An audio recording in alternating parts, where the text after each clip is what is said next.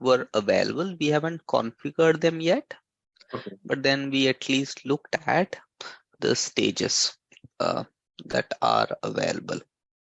Okay. Okay. One thing to remember, so basically a stage performs certain computational function, right? A stage performs, it can filter something, it can import something, it can join something, and so on and so forth. Mm-hmm. Okay, now one thing to remember, that adding a stage can change the number of records in the data set. So a stage can change the number of rows in a data set. How not just number of rows, it can also change the number of columns in a data set. How does it do that? We'll go ahead and see that in a bit. Okay, so for now, let's go ahead and talk about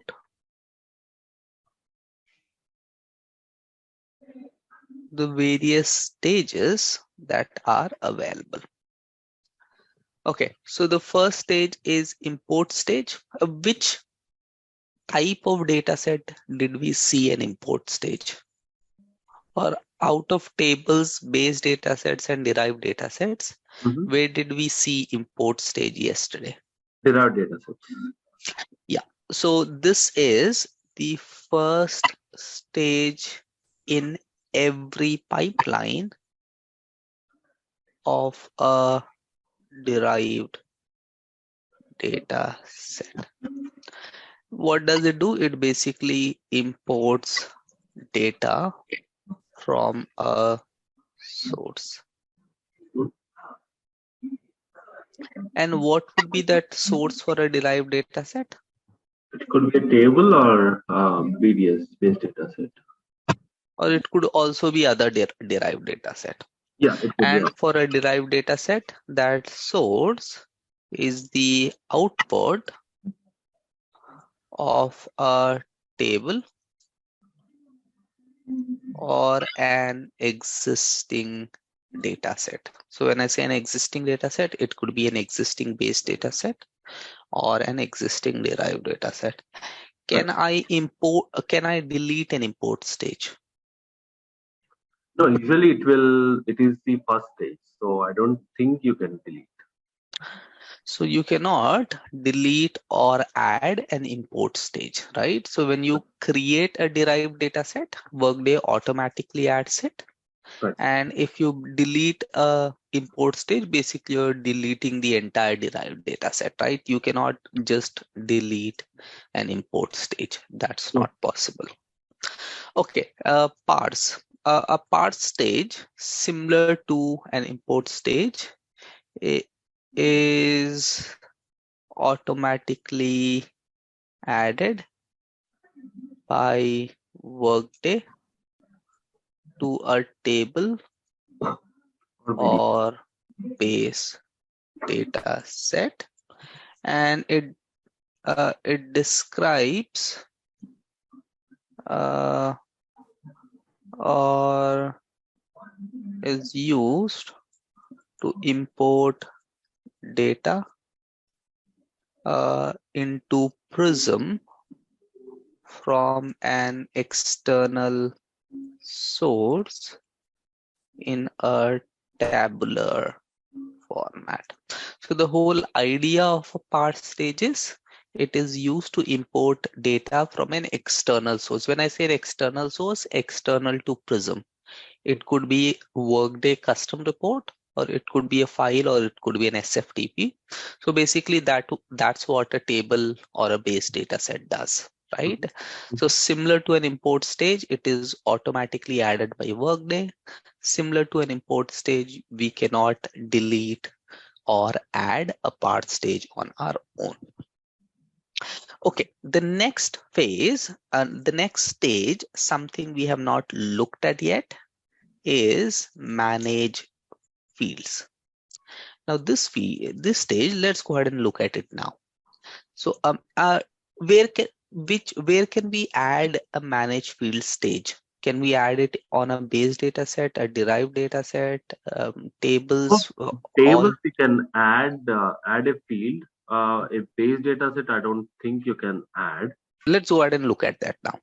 So a manage field stage is a type of stage that basically enables you to view field changes, basically select certain fields and also edit fields. So manage field stage allows you to basically, let's go ahead and see what I mean by that.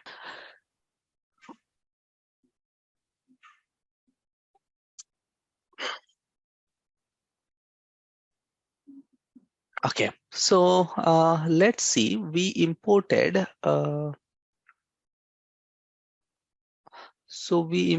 employee details, we imported survey details.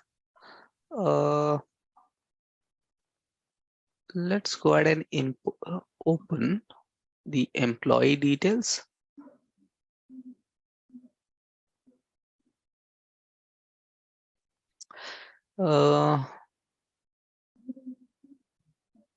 Okay, so this is our employee details field, right? Mhm. Now, if I go ahead and, oh, this is a table. Okay, this is a table. In table, we cannot add and edit transformations. Right. Okay, let's talk about another stage and then we'll look at manage fields stage, Okay. or let me do it now. That should be fine. This is, okay, we created a derived data set as well. So let me open a derived data set. Let me also open a base data set.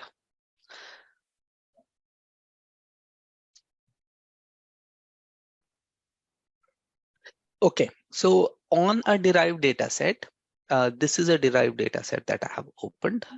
Mm-hmm. If you see, I have the option to edit the transformations Mm-hmm. on a, it makes sense if I go ahead and rename it. So this is derived data set.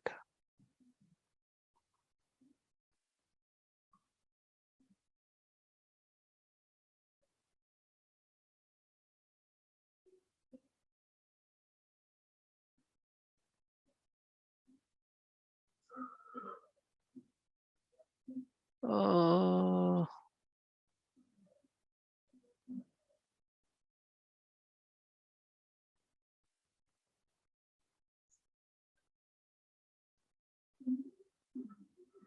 okay, I am trying to figure out how do I change the name of a data set as it through edit transformations. Yes, it is to edit transformations. So I want to rename it as PDS employee survey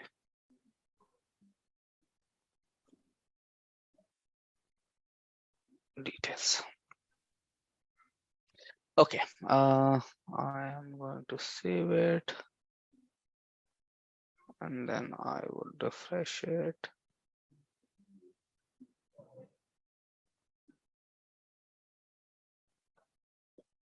Okay, sorry for that. Okay, so here I have a base data set, and if you see, I have the option to add a transformation to a base data set. So Mm-hmm. I'm selecting that. I have a derived data set. Once again, I have the option to add a transformation to a derived data set. And this is a table, and I don't have the option to add a transformation to table because in table we cannot do any transformations. So if you remember, we can add certain pipelines or certain transformations to a base data set. We can do all set of transformations to a derived data set, and in table we cannot do any transformations. So if we Right. want to transform any data in a table, we'll have to create a derived data set, and we can see that we don't have an option to edit to any transformations. Okay, now I have this base data set. Now here, if you see, oh sorry, I have this derived data set, and Mm-hmm. here I can add any of those fields. I can, Okay. on a base data set, I can add only 3 of these stages: manage Okay. fields, group by, and filter. Okay, now whenever we created our data set, Workday automatically added certain fields for us, right? Right. It Right. automatically. So what I want is I want to remove those fields. So I Okay. have imported this employee details. So I imported this ZF training employee details, this table, into this derived data set when I created it, right? That's Right. what we did yesterday. Right. Now I want to modify some fields, or I want to add certain transformations into it. So this is where I'll add a stage, and let's select the manage field stage. So I'm selecting the manage field stage. Now, what does a manage field stage do? A manage field stage can be added to both base as well as derived data set. And this is where you can select certain fields, edit fields, as well as see what kind of field changes are happening. Okay. Okay, so here at this point in time, what changes can I do? I don't want these fields that Workday automatically added to be carried forward in my data set. So at this point in time, all these fields are visible. When I say Okay. visible, they are all part of the data set. If you see WPA load ID. So Mm-hmm. I want to remove these fields or hide these fields going forward. So I'm basically hiding these fields, right? So Okay. the second thing I want to do is I probably want to rename some of these fields. So I'm renaming this to termination date. I can do any other changes. I can make name changes to these fields. Mm-hmm. The third thing I can do is if Workday has identified the wrong field type, I can go ahead and change the field type. Okay. Okay. So I can do schema changes within the manage field stage. But when I say schema changes, I cannot go ahead and delete any field. I Right. cannot go ahead and add a new field as such, Okay. right? That's what I can do with a schema change. Here, I can change the field type. Even for Okay. these field types, if you see, I can change the business object. So Workday Okay. identifies this is an instance field or a multi-instance field. But then Mm-hmm. I realized that Workday has not identified the right business object for this instance. I can come in here and I can select a different business object for it. Okay. All right. So what all changes can I do? Uh, First, where can I add a manage field stage? It can be added to both base and derived data set. And what changes can be done? You can hide Right. fields.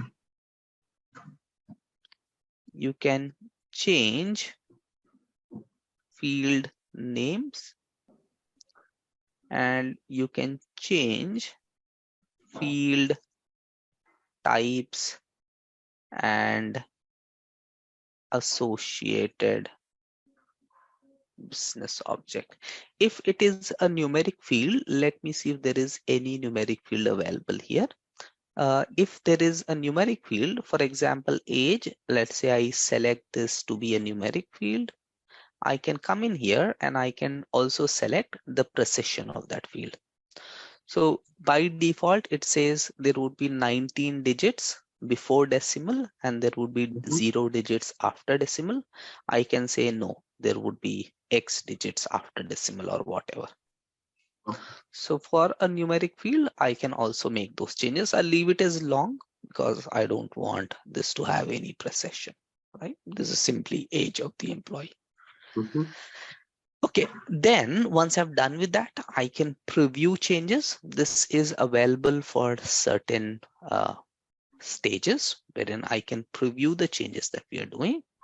So now after making changes, none of those fields that have hidden are available. So as we mentioned, a stage can change the number of records in a data set. So here it is changing the number of columns in the data set. And I can add some description and I can say done.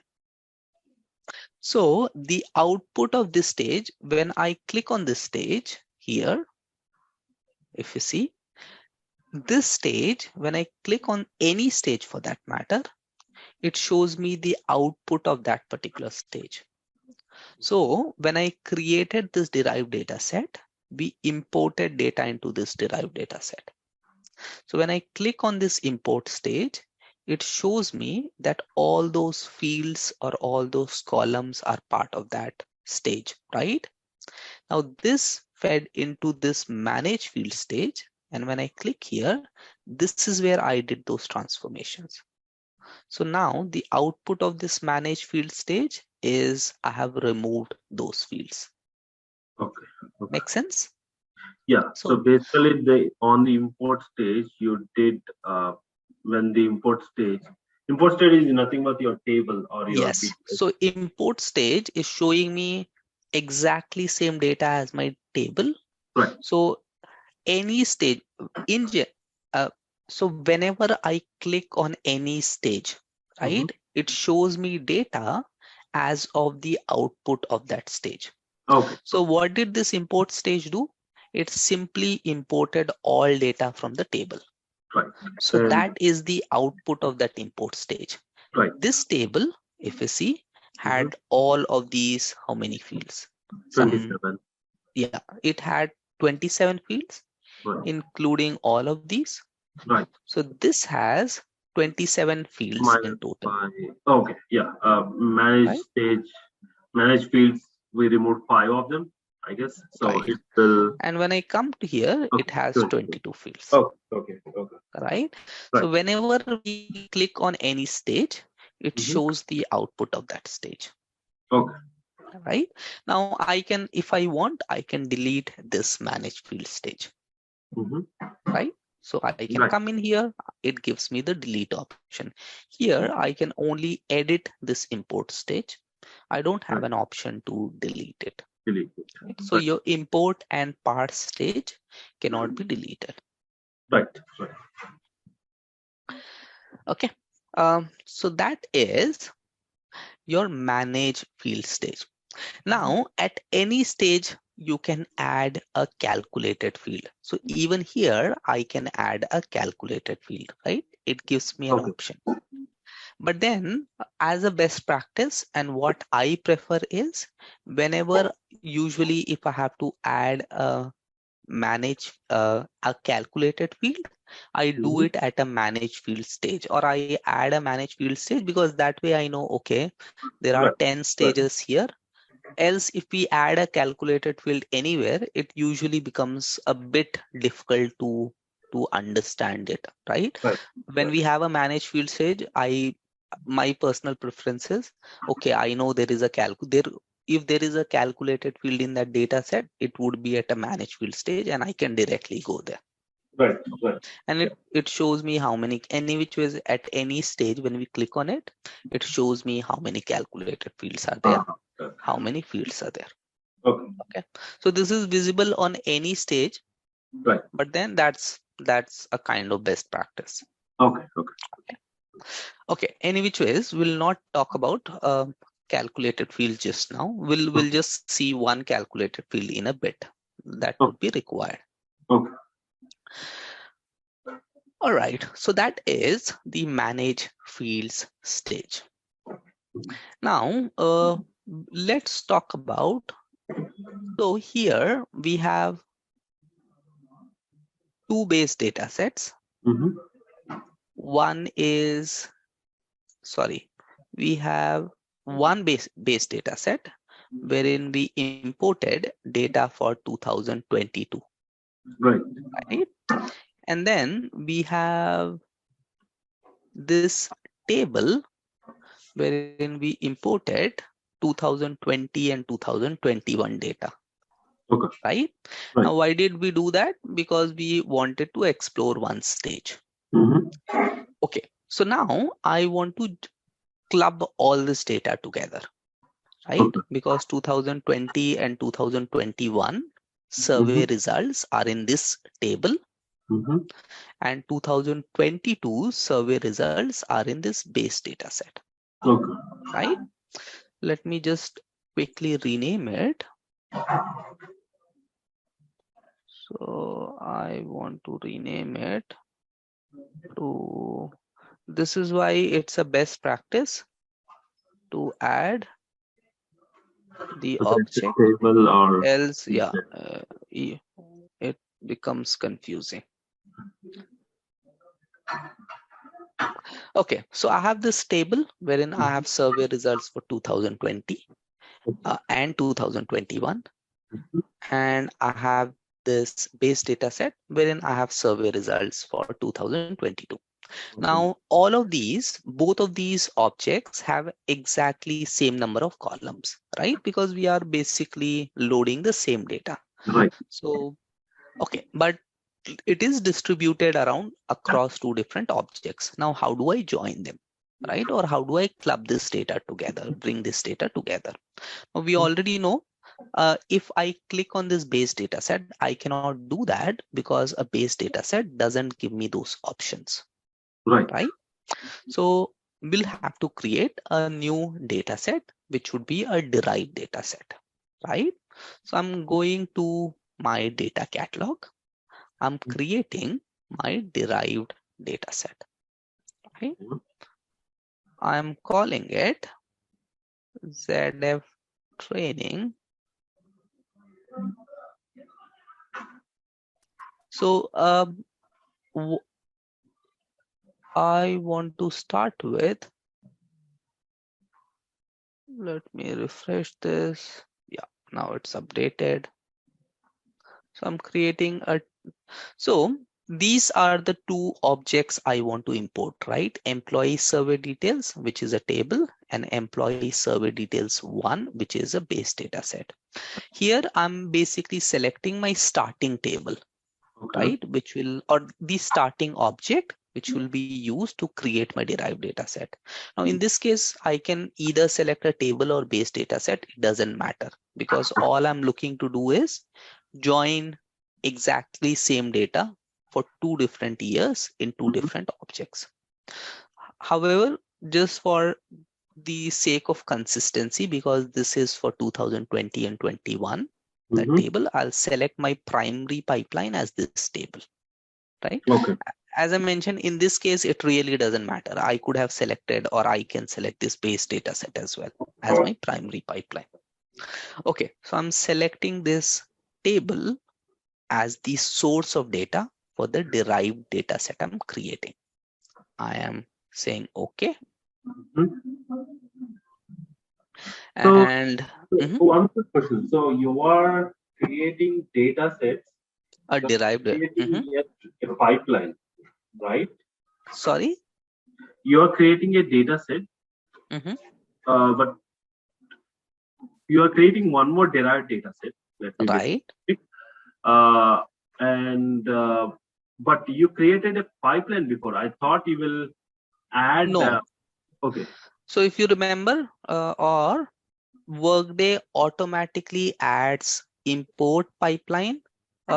Workday automatically adds the primary pipeline, and within that primary pipeline, Workday automatically adds import stage, part stage based on the type of data set. Right. So when we create a derived data set, let me start again. This is all we do. I would click on create button. I would click on derived data set because that's what I'm creating, or I'll select table, or I'll select any one of these options for base data set. So here I want to create a derived data set. I'll select that. Now derived data set, it doesn't import data from outside Workday, right? So a derived data set, is created using data using either an existing table or base data set or a derived data set. So the next task is ask me to select which is that table or base data set or derived data set you want to use to create this new derived data set. So I'm selecting this table and I'm saying yes. Right. Okay. So that means so this is the confusion. So you have created data set, which is the derived data set by selecting an import, which is fine. So will it automatically create a pipeline, or yes, it automatically creates the primary pipeline. Okay. It automatically creates that import stage within the primary pipeline. Right. I understand. That sounds fine. Now you are creating one more derived data set with respect to importing the data with respect to the table, right? That's what you are trying to do. Right. So I thought we have to, instead of creating a new derived data set, we just need to attach the table to the pipeline. That's what my thought is. But we can do that, but so see, it all depends on how you want to structure it. So this is what I want to do. See, this is what I want to do. How many sources of data do we have? We have, let me do it in a different tab. So first thing we created from Workday, we created a custom report called employee details. Right. We imported this data into a table. Right. Which is our TBL employee details. Right. And you have created two base data sets for 2020, 21, and one more BDS for 22. My second data source is external, which is basically survey results. Right.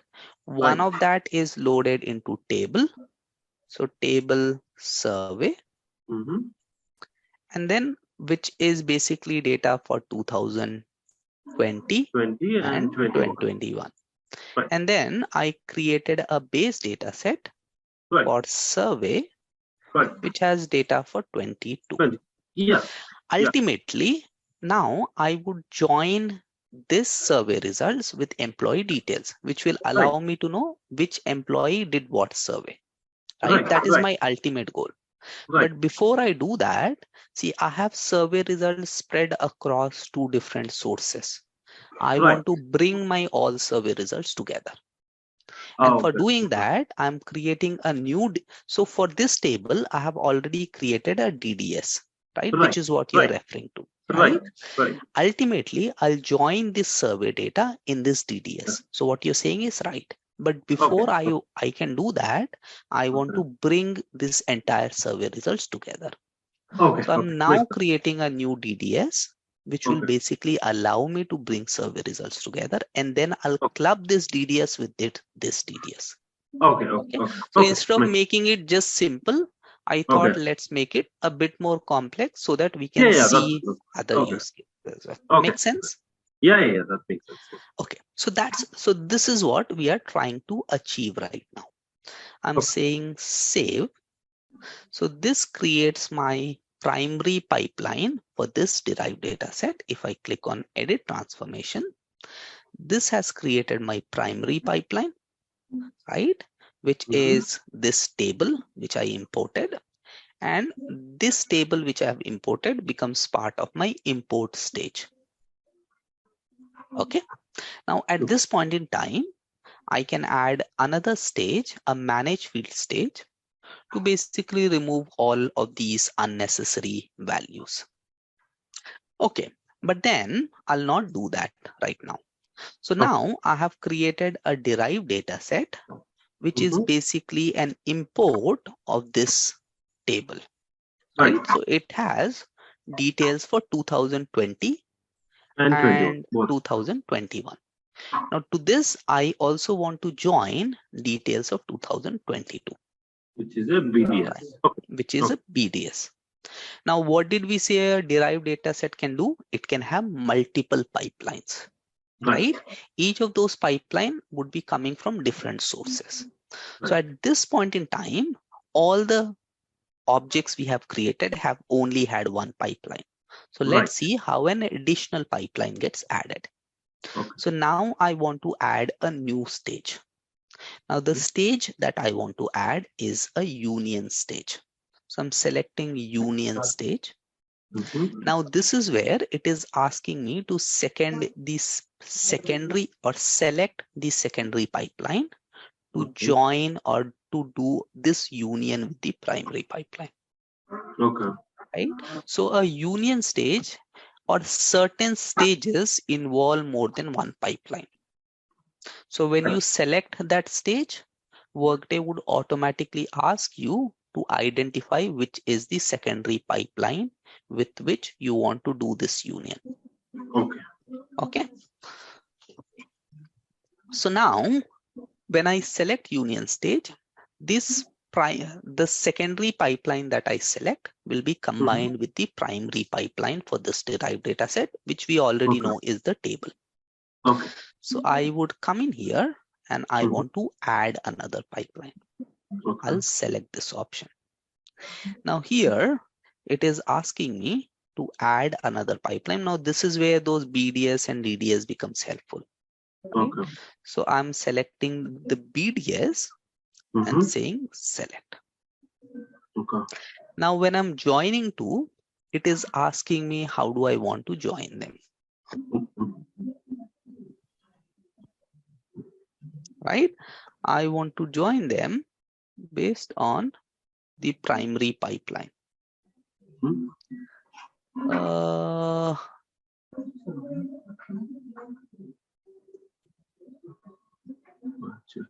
And I'll say, so this is my primary pipeline. It shows me this is my secondary pipeline.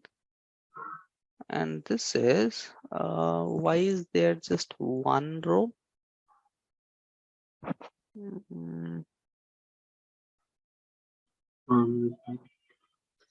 Do I have to do it all manually, which is actually strange because it shouldn't be doing.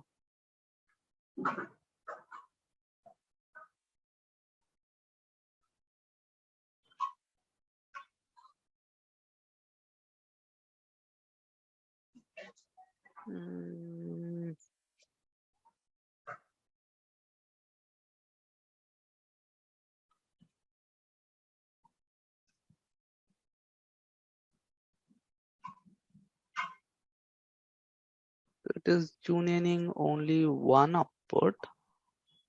I'm going to delete this.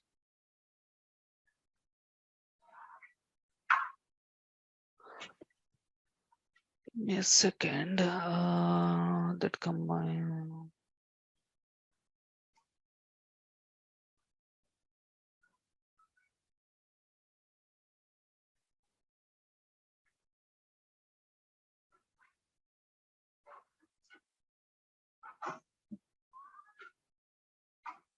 Let's me quickly see. So this is stable.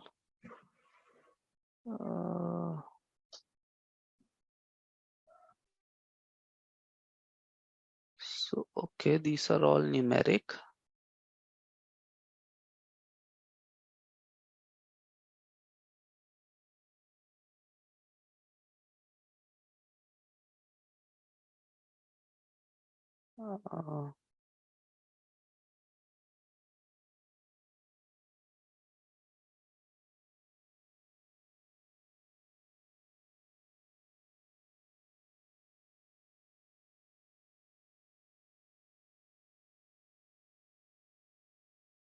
So that.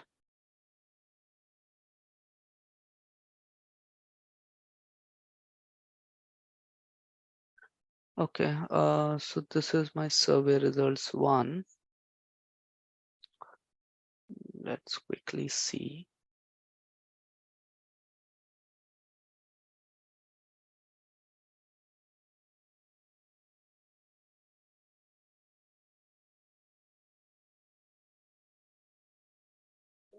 So numeric 19.0, I'm adding a new manage field stage.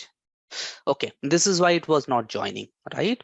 So here in this table, all these fields are identified as numeric, Okay. right? Whereas in this data set, base data set, they are all identified as integer. So Okay. in a union stage would only join those fields which are exactly same. Now, Okay. why did it join employee ID? Because employee ID is text here and it is also text here, Okay. Okay. right? So I'll change it to numeric. The default is 19 digits before, 0 digits after. I'll leave it as is because that's what we have in this table as well. So it's numeric 19.0. And that is what I'll do for all the other fields as well.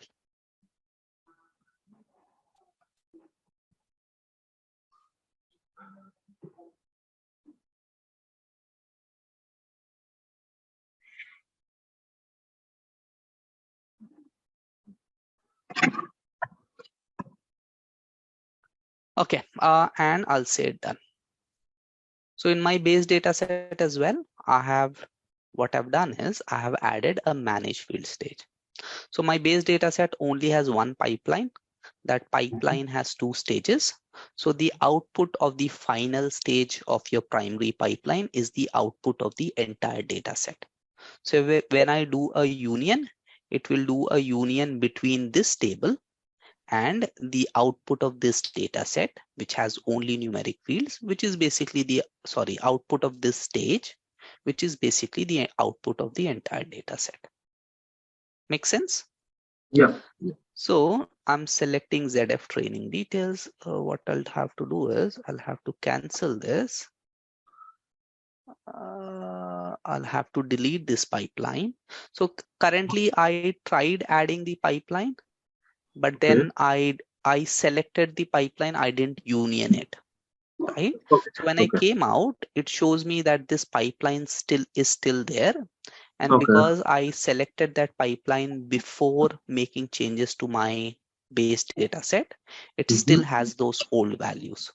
Okay. So I'll click on change pipeline. It shows me that this is my primary pipeline and there is also this additional pipeline. So what I'll do is I'll go ahead and delete it first. Okay. Right? I'll go ahead and save my data set. I'll go back to my primary pipeline. So when I click here, it takes me back to my primary pipeline. Okay. Okay, my base data set is already saved. I'll go ahead and add the union stage now. Mhm. Now it asks me to select another pipeline. So I'm selecting base data set, select. Now, if you see, it is Okay. doing that perfect match, Okay. right? So what it is saying is, this is your primary pipeline with all these fields. Mm-hmm. This is your additional pipeline with all these fields. And Okay. the output would be this. So it is Okay. creating this new union output, which is Okay. employee ID. If I want, I can rename it now. Okay. This employee ID is a union of this employee ID in primary pipeline Mm-hmm. and this employee ID in your additional pipeline. Okay. Similarly, this year is an union of these two values. Okay. It shows me that sample rows, a preview, and here I can see that exact match. Okay. Okay, But and you have now 17 fields, so those 5 fields are the additional fields. say, So if I uh, want to validate that, when I come here, if you see, this has those 17 fields in this okay. table, which is what I see here. My primary pipeline is my table, Mm-hmm. right? It has those 17 fields. And because these fields don't exist in my base data set, Okay. right? It is only doing a mapping with the Okay. 12 fields wherein mapping exists. Okay. And when I say done, so this has created my new derived data set. Now, what is Okay. the difference? The difference is my table. If I go to my table, if you see, this is what I was talking about. So we see a sample 20K rows Right. in any object. So if I go to my table, this table has 958 rows.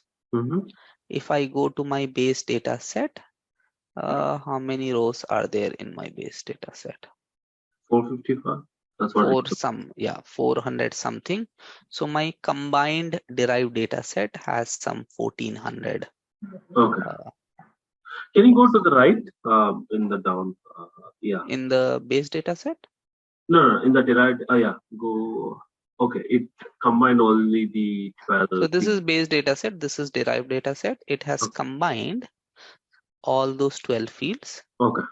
Plus it has combined data for 2020. It has combined data for 2021 and 22. So it has 958 plus 400, which is 1300, 1400 and 3 or some 13 in total. Right. And if you don't mind me, can you show me the lineage as well between these? Yeah, we'll just look at that. So I'm going to save this. Okay. I want to see the lineage from here. I can click here and I can go to view lineage. Okay. So this is my lineage now.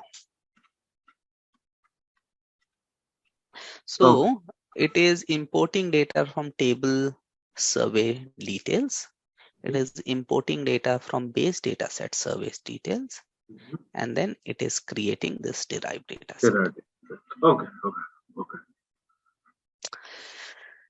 Okay.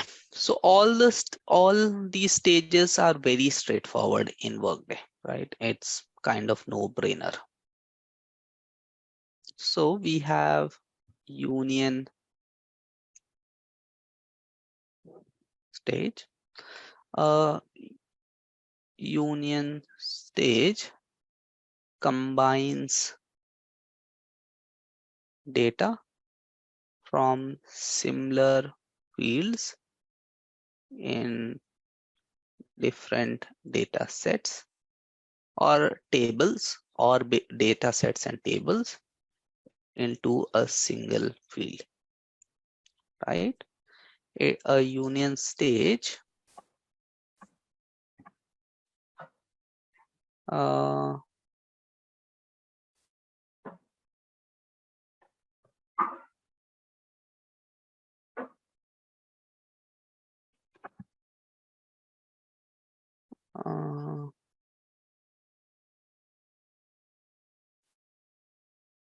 can only be added to a derived data set. The schema of both pipelines. So it only combines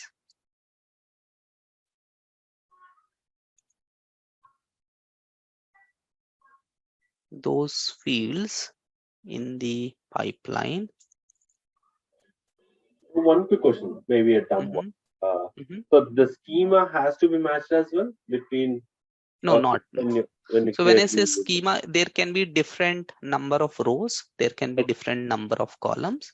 It will only combine those fields which have the same field type. That's what it does. Okay, and that's what we saw, right? One had 17 fields. Right.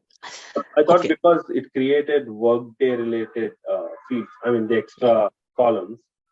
So that is the reason I asked the question. So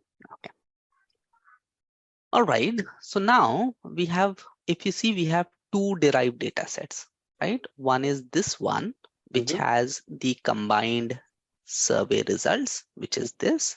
And we have also created a derived data set already. Right. Now I want to join this data together. Right. So employee, I want to see what survey result they performed. Right. Okay. So for that, we already have. So for that, let me combine here. So this is my derived data set, which has import of employee details. We don't need this. I'll remove this. I'll remove this. Okay, so this has, if I click here, edit transformations. Okay, so this has that employee details in it, right? And we created this derived data set, added a manage field stage, and Right. this has the survey results.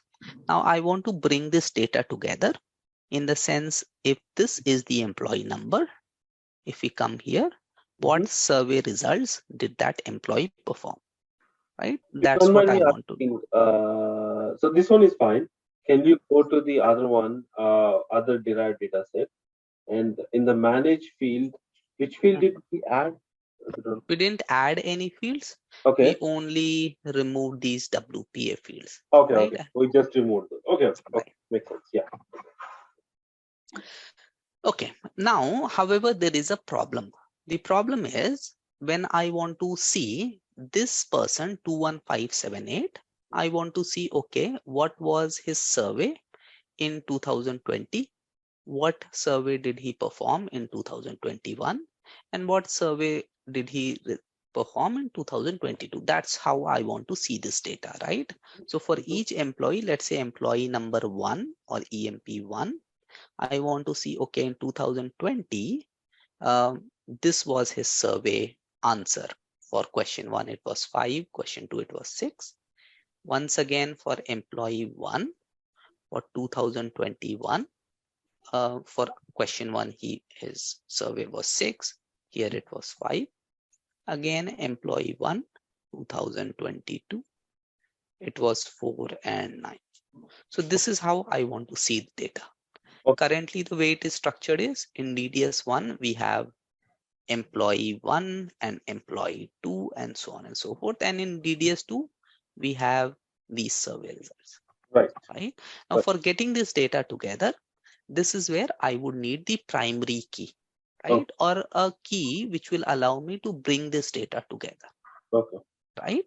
Now, there is a problem here. The problem is here, the employee ID is simply Numeric. 2157. Right. And here, so in both these cases, it is text. So if I Right. go to manage field stage, the field type is text, but then the values are different, right? Here we have suffixed or prefix and E before it, right? Now I Right. have to remove this prefix. And how do I do that? I'll do a calculated field, right? Now, just as a best practice, I'll add a manage field stage, right? Okay. I could have simply added a calculated field here. It doesn't make any difference, Okay. but I would add a manage field stage and I'll say it done. Okay. Right? Now in this manage field stage, I'll add a new calculated field. Now all calculated fields are added by Workday to the end of the object. Okay. So the moment I click on add field, my new field gets added. Okay. Right? I would go ahead and rename this field.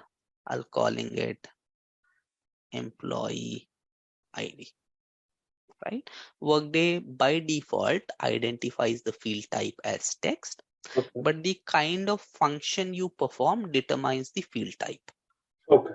Right? Now here I want to get a substring. Right. So this is my field info. The moment I clicked on add field, Workday automatically added this field info, wherein I changed the field name. I have these field types as well. I don't have an option to change the field type. Now I want to add a function, right?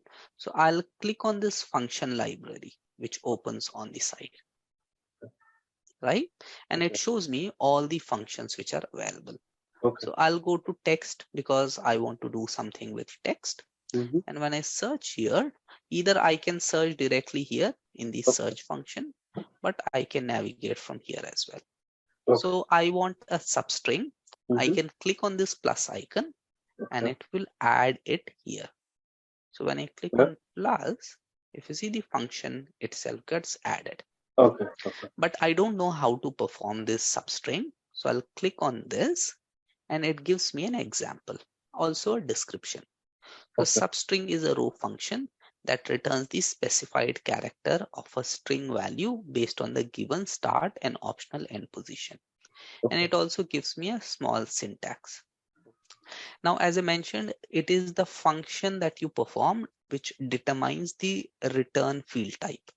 Right. So the output of a substring function is a field of type text. Right. Right? And it gives me how to perform a function. Okay. Right? Now I can add it here, or I can click on this icon, which will take me to a different window. So this is basically a single screen layout.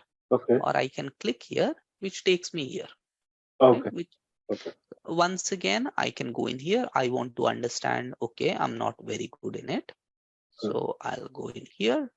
I can once again expand it, and this gives me that clue.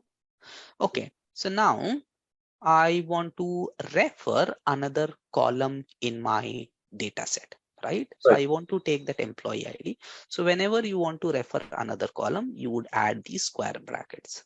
Okay. All I've done is I have added square bracket, the starting square bracket. Workday automatically adds the ending square bracket. Okay. And then the moment I add a square bracket, it shows me all fields in my data set. Okay. The reason it's showing this is because this It's is a a numeric. lengthy field. Okay. And this is a lengthy field, right? Okay. So this is numeric, which is fine. So it shows me this is a text field. It shows me this is a numeric field, but it's not showing me the names of these fields because it has that, do you want to this, because the field name is big. It is, but if I select this, if you see, it adds that. Okay. Okay. Okay. But I don't want to add this. Right. So I would once again add this, and I want to select employee ID. Okay. Now, what is the function says? Followed by comma. I want to start at 1, right? Because I want to exclude my first character, which is E, right?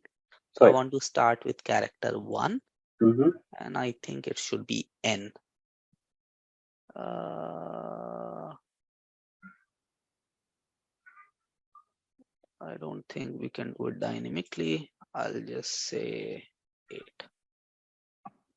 Let me apply this. When I apply it, it will run and it will give me the output. Right. 1, 2, 3, 4, 5. If I change it to, let's say 3, let's see what happens. I'll click on enter. It will get me. Okay, so which means I have to get 6. Yeah. All right. So this is my new calculated field that I have created. I'll go ahead and save my derived data set.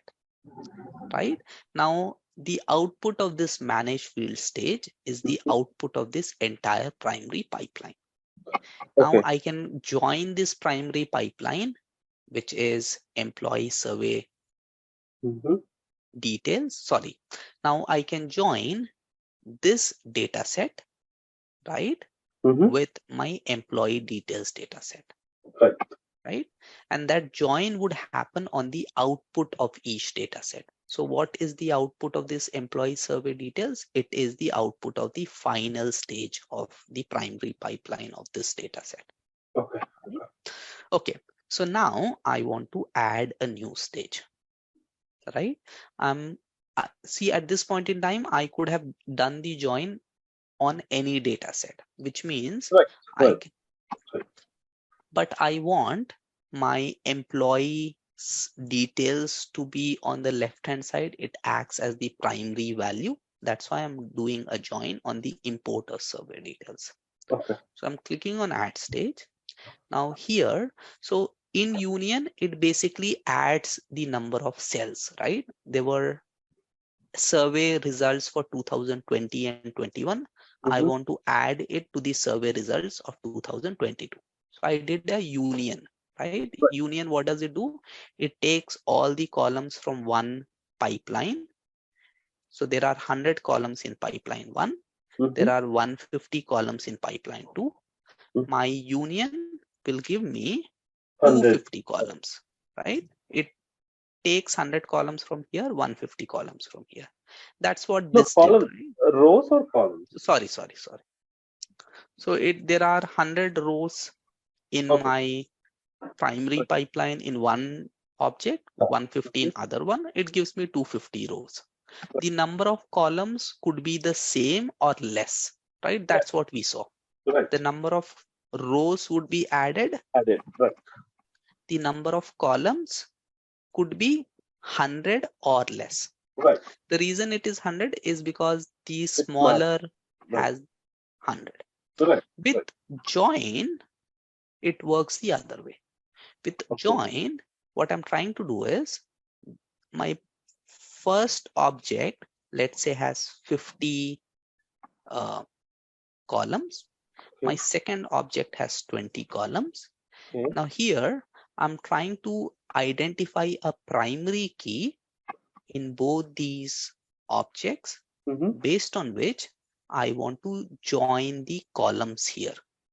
So ultimately, my join would give me anywhere from 50 to 70 columns. Right. Okay. Right. Yeah. Okay. So I'm adding a new stage here. So I'm adding. we can add the join either on the employee data or We can on do the that. survey data. It doesn't Exactly. matter. But because survey, we need a per row survey, you are doing the pipeline in the survey. No, I'm doing the pipeline in employee details. Oh, in the employee details. Details, right? So I'm doing a join on the employee details DDS. Right? I'm coming here. I'm doing a join. It is asking me to select another pipeline. I'm selecting another pipeline, and the pipeline I'm selecting is DDS import of survey details. Basically, this pipeline. Right. So I'm selecting this. Let's say select. Okay, now it is asking me to identify that primary key based on which this join would happen. So here I want employee ID. And I want, it shows me, because this is a text field, it shows me, oh, there are just 2 text fields. And I'm selecting the second one. If I select the first one, nothing happens, right? There wouldn't be any output. So I'm selecting the second one. Okay, do you understand the different types of joins? Left outer join, inner join. But it's been a while, I'll be honest with you, because we don't use joins in Workday. Yeah, exactly. And in SAP, we have, what do you say? There is just inner join and there is only one other join. We don't use the remaining 2. So okay. Even I'm not very good in Excel, but what is left outer join? Now this is how the left outer join works. Let's say I have object 1, or in this case, let's say table 1, which has employee ID and name. And then we have table 2, which has employee ID. And let's say the equipment these employees hold. So my employee ID A1, his name is Logan. A2, her name is Steve. Okay. Now employee ID A1, she holds a laptop. Employee ID A1, she, just for the sake of it, also has a key. Now employee ID A3 holds a desktop. Okay. Now when I do a left outer join, what I'm saying is take the left object, right? Take all rows of the left object. So my output table, my join table, will have these 2. Because I'm doing a left outer join, it will take these 2 and then only join it with those values which match in the right side object. So here A1 matches here, right? So it will get me equipment from here. which is laptop. A1 also matches another object. So it also gets me mouse. Right. And it gets me object from here. So what it is doing is it is getting, but because A3 doesn't match, it doesn't get me object from here. Okay. So what I'm saying is left outer join, take the left object, get all data from left object, only get data from right object if there is a match with the left object. Okay. So my row output would be this. Okay. If I do a right outer join, so this is left outer join. If I do a right outer join again, so then this is what it does. It takes the right object and then it gets everything from right object. So basically this is what I'll have the case of right outer join. And here, because there is a match with Logan, it only gets me Logan from here. Everything else it leaves as blank. Right? It will populate Logan in the second row as well, or no? No, it won't. It is A1, right? Yeah, A1. Sorry. So it will populate. So wherever there is a match, it populates data, same as this case, right? Wherever there is a match, it populates data. And then there is an inner join. So inner join says get only only that data wherein there is a perfect match. So if you look at, so left outer join, if you see the left side is grayed out. So it is trying to match everything with left hand side. When I say right outer join, it is trying to do a match with the right side. When I say inner join, it is only getting me those values, which is an intersection. So in now this case, it will not match anything, right? It will match A1. Just A1. So it will get me employee ID. So this is how it will look. It will get me A1. So this is my inner join result. So only where there is a perfect match, it gets me object.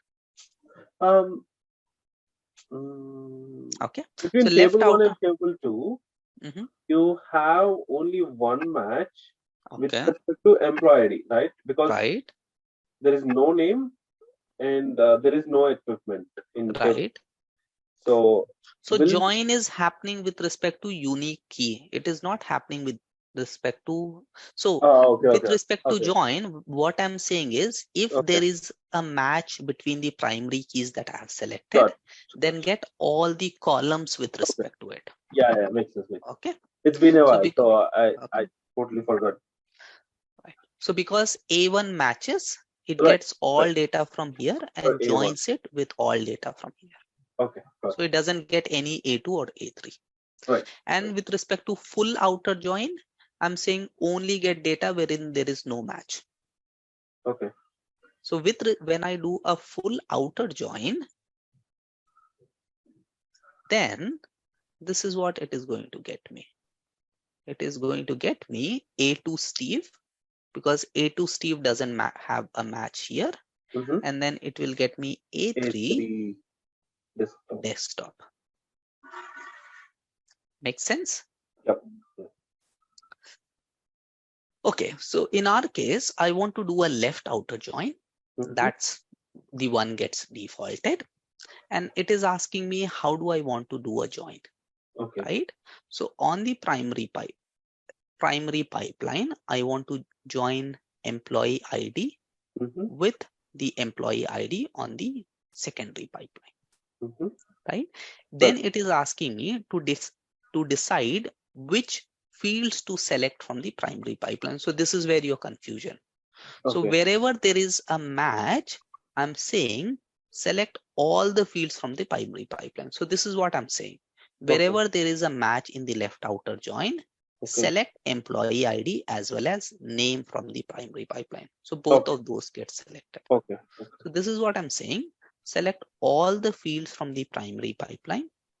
From the secondary pipeline, I don't want to select employee ID, right? Because if I select employee ID, it would be duplicate. So once again, I'm saying select all, and then I'm removing this employee ID as well as this employee ID, right? Because both of them are duplicate. Right. So So that ensures that I don't have these duplicate values. I have employee ID, name, and equipment, the only unique values that or columns that I'm looking for. I can do a preview, right? So now if you see for 21578, which is exactly what we are getting, right? So wherever there is a match, because here there is a match between two different rows. So for A1, it is getting me 2 rows, right? Right. This gets repeated, A1 Logan, Right. and then this gets. So this is exactly what is happening. Right. For 21578, everything in the left table gets repeated till it reaches here, wherein I have 2020, 21, and 22.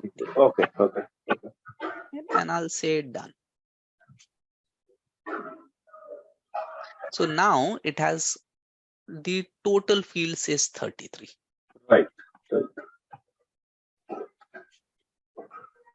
Right? Right. Okay. I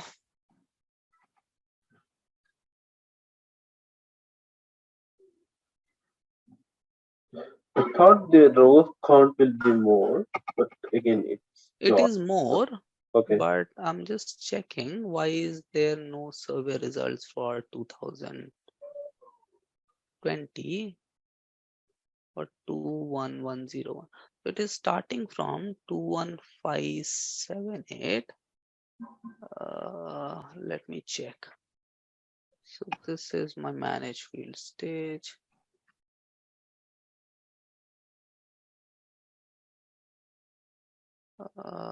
So 2101.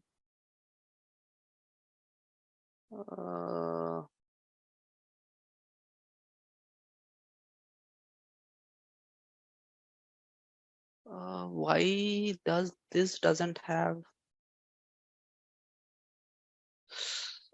Okay. I think the Okay, that's fine because we only, okay, this is what has happened. So what I've done is import of employee details. If you remember, this is my derived data set, which is basically an import of this table, right? So if I go in here, let me show you the lineage. So if I do a view lineage,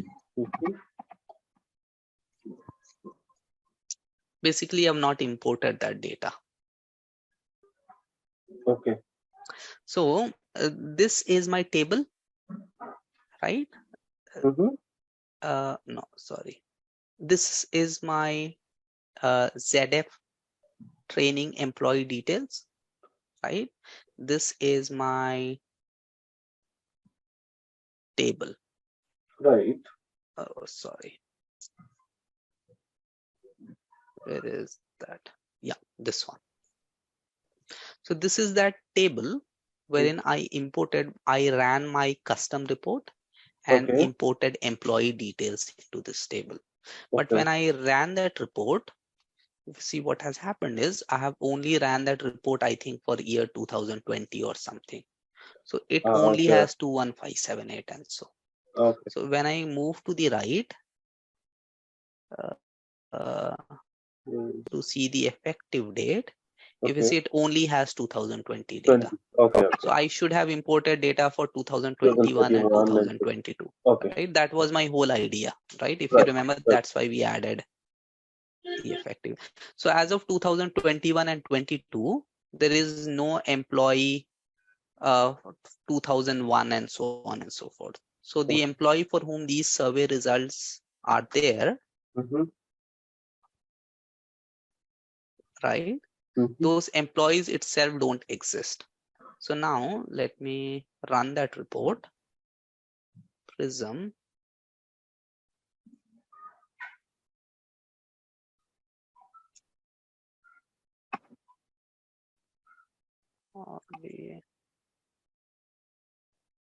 Prism.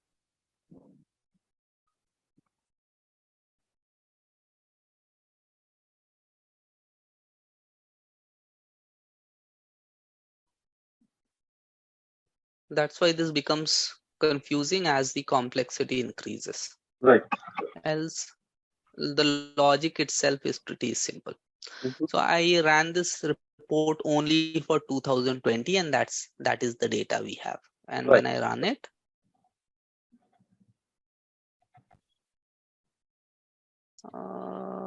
it has 2001 data as well.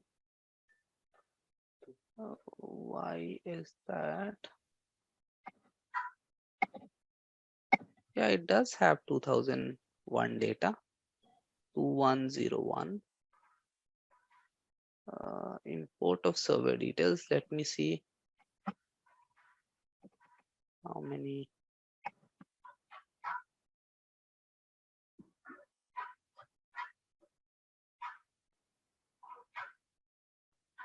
Sort ascending. Yeah, that's fine. There is data. So if you see, it has all those values. That's fine. So at least for 2020, I got confused because yeah, it has those values.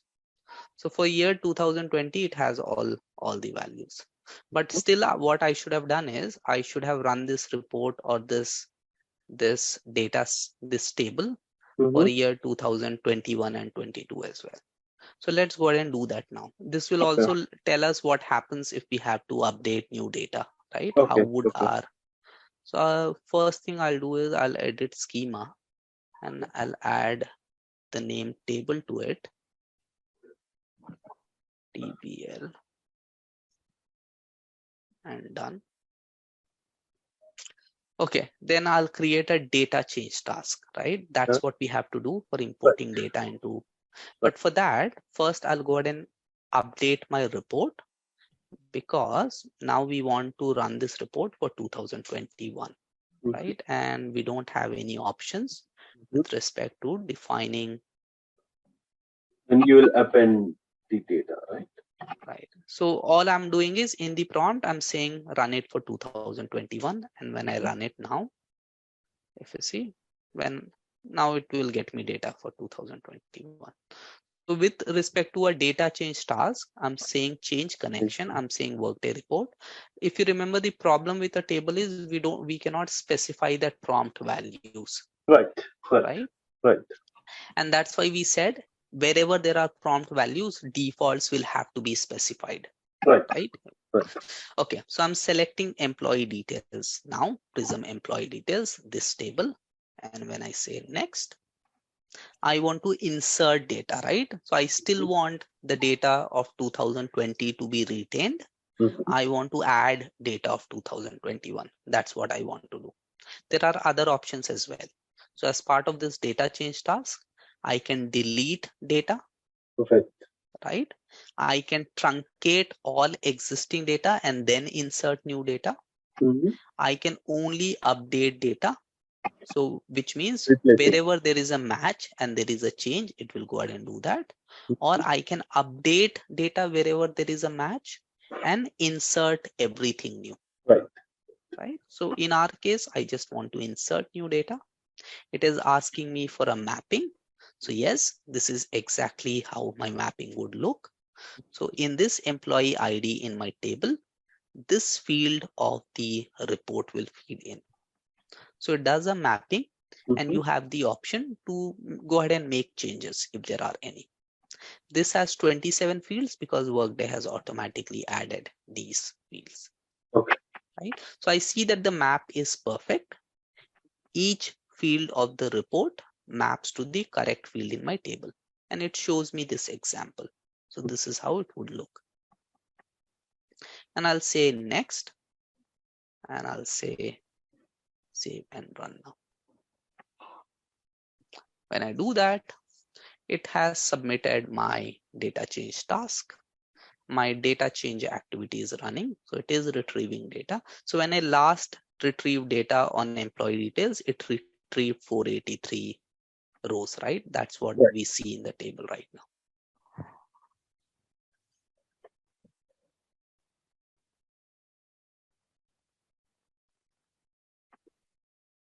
So this time it should import 470 new rows.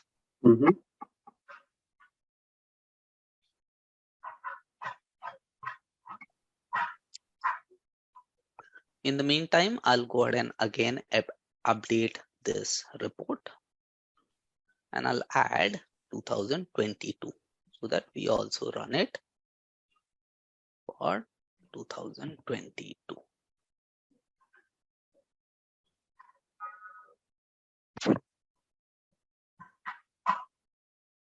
I shouldn't have done that. Let me first let this to complete. Okay, so it has imported 470 rows for 2021. Now I'm running it for 2022, which means it should get me 464 rows for 2022. Let's quickly have a look at our table. Right. It should be somewhere around 970. So now there are 953 rows. Right? So if I sort this in an ascending order, there are, wherever there is an employee who existed in a given year, so there are multiple rows for him. So 1001 probably got terminated. Right? Okay, I want to create a new data change task now. So I'll come here. I'll create a new data change task. I'll change the connection because default it is asking me to load data through a file. Right. I'll change the connection. I'm still saying get data from this report. Again, I want the data to be inserted. This is a perfect match. I'll say next. Upsert or insert? Sorry? Upsert or insert? Insert. Insert. Right? So I'm selecting insert because that's what I want to do, right? Okay. I want this to be a trending output. Right. Right. We'll say save and run. So this time some 464 new records should get added.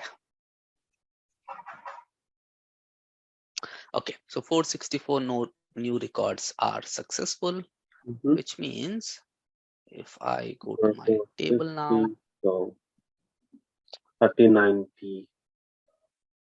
there should be some 1413 record. 1400.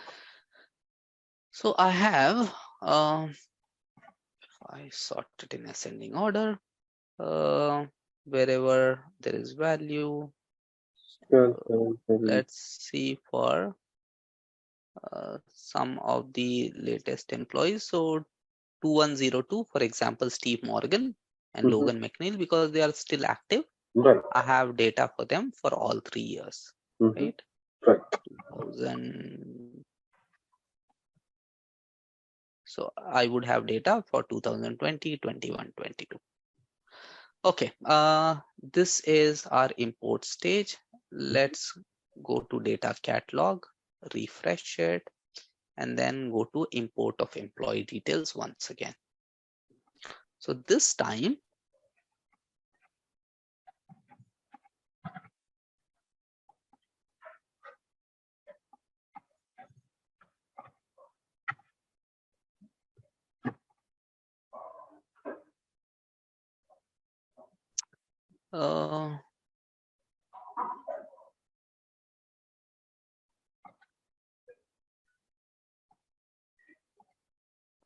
okay, now if you see wherever there is, let's see what is happening. 2020, 21. Yeah. So now if I search for Logan McNeil as an example, let's search for, I think we'll have to do it this way. So this is Logan McNeil. So if I see row number 69, 70, 71, and move to the right. So if you see 69 is for 2021.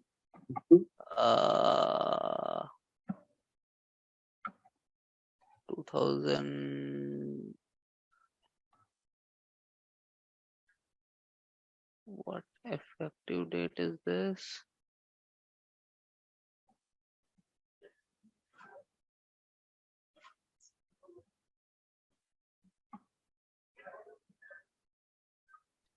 Let's start from our first imports stage. That's what I was about to ask. Do we need to update the derived data It set? That shouldn't be. okay. That's what I'm checking. So if I search for Logan McNeil, once again, if you see it has, yeah. So if you see Logan McNeil, it has now data imported automatically for 2020 10, 2021 10, and 2022 10. And this is I'm clicking on import stage right now. Right. Right. Let's click on manage field stage. Once again, I have all 1400 records, which is what we saw here as well. So 1417. Right. Join stage. This is where I think we may have to update it. Let's search for Logan once again. Where is Logan? Where is Logan? Yes. Okay, now it's updated automatically. Okay. Okay, so now instead of 3, so what it is doing for 2101 in year 2020, it is joining it with all the 2020 relevant values. Okay. There is actually one more thing we should have done. So when we did a join, I should have done a join on 2 parameters. So if you see what is happening is, so for Logan, now Logan in the primary key has 3 records, right? It has 2020 10, and then we have Logan 2021 10, and then we have Logan 2022 10, right? And my secondary one has 3 records once again. For 2020, her survey is 9. 2021, her survey is, let's say, 8. 2022, her survey is 10. Right? Now, currently what Workday has done is, if you see for Logan, there are some 9 different cells. Right. Right? So what Workday has done is, it has this with all 3. It has clubbed this with all 3. It has clubbed this with all 3. This is Logan's record for 2020. I want this to be joined with this. So this is what I want. I want this to be joined with this. So ultimately, after the join, I still only want 3 rows for Logan McNeil. Right? So how do you think I should have changed my join? Add one more primary key. So yes. So I should have done. So currently I'm doing a join only on employee ID. Right. I should have done one more match. But the problem here is, once again, if you see what I've done format is not exactly right. So here I have 2020 10 and 2020. Right. Once again, I could have selected the same format, but then we'll go ahead and add one more calculation and bring both these formats to match.